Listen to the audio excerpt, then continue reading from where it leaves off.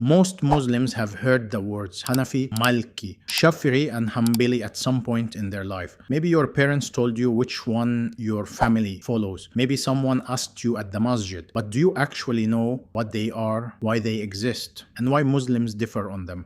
Because this is not a small topic. Understanding the four schools of thought is understanding how Islamic law has been preserved, organized, and passed down to you. First, let us understand what a madhab actually is. The word madhab in Arabic means a way or a path. In Islamic terms, it refers to a school of jurisprudence, a structured methodology for understanding and applying the Quran and the Sunnah. These schools were not invented to divide Muslims. They were built to organize and preserve the understanding of the Deen in a consistent and reliable way. And all four of them agree on the fundamentals: the pillars of Islam, the pillars of Iman, the obligations of prayer, fasting, zakat, and Hajj. The differences between them are in the secondary matters, the how, not the what. So why do differences exist at all? The answer begins with the companions. May Allah be pleased with them all. After the death of the Prophet ﷺ, the companions spread across the Muslim world. Some went to Kufa in Iraq, others stayed in Medina, others went to Syria and Egypt. Each group carried with them the knowledge they had from the Prophet, peace be upon him. But not every companion had witnessed every situation. Not every hadith reached every scholar at the same time. And when new situations arose that were not directly addressed in the Quran and Sunnah, scholars had to use their knowledge, their reasoning, and their understanding of Islamic principles to derive rulings. This is called ijtihad. And because scholars use different tools, different hadith, and different methodologies, differences in rulings naturally emerge. This is not a weakness of Islam. It is a sign of its depth and its flexibility. Now let us go through each school one by one. The first is the Hanafi madhab, founded by Imam Abu Hanifa al-Numan, who was born in Kufa, Iraq, in the year 80 after the Hijrah and passed away in 150. He was a merchant by profession, but one of the most brilliant legal minds this ummah has ever produced. Imam Abu Hanifa's approach emphasized the Quran and Sunnah first,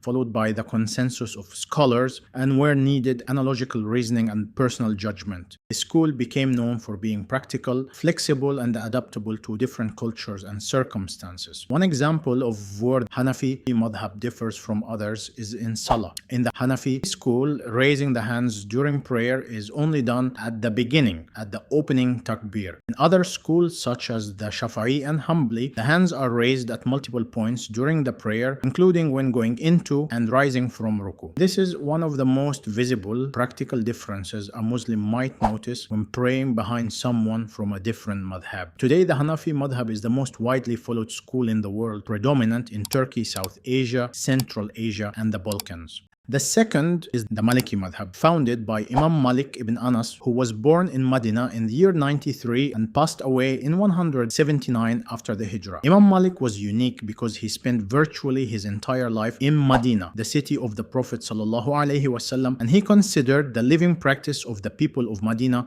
to be one of the most reliable sources of Islamic guidance, because those people were the direct inheritors of the Prophet's way of life. He authored the famous Al-Muwatta, one of the earliest and most important compilations of hadith and Islamic law ever produced. One distinctive feature of the Maliki madhab is its approach to ritual purity. In the Maliki school, a small amount of impurity on clothing does not necessarily invalidate the prayer, while other schools take a stricter position on this. The Maliki madhab today is predominant in North and West Africa, Sudan, and parts of the Arabian Peninsula.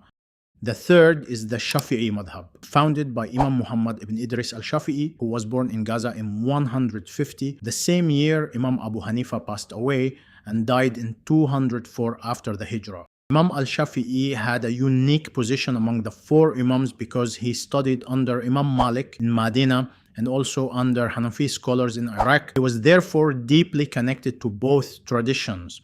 He authored a Risalah, which is considered the very first book ever written on the principles of Islamic jurisprudence. He built a balanced approach that emphasized the Quran, authentic hadith, scholarly consensus, and analogical reasoning in a clear and systematic way. One area where the Shafi'i madhab has its own distinct position is on the issue of touching the opposite gender. In the Shafi'i school, any skin-to-skin contact with a non-mahram of the opposite gender breaks wudu, even an accidental touch. The Shafi'i school spread across Egypt, Syria, Yemen, East Africa, and Southeast Asia, where it remains dominant today.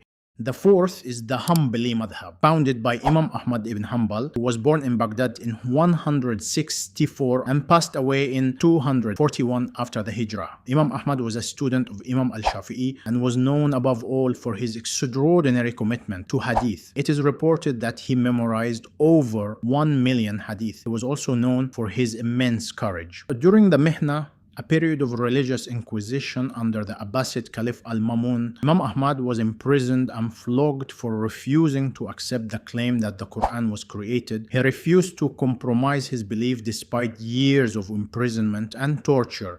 His school relies most heavily on the Quran, the Sunnah, and the statements of the companions. He authored the Musnad, one of the largest collections of hadith ever compiled. The Hanbali madhab is predominantly followed today in Saudi Arabia and the Gulf states.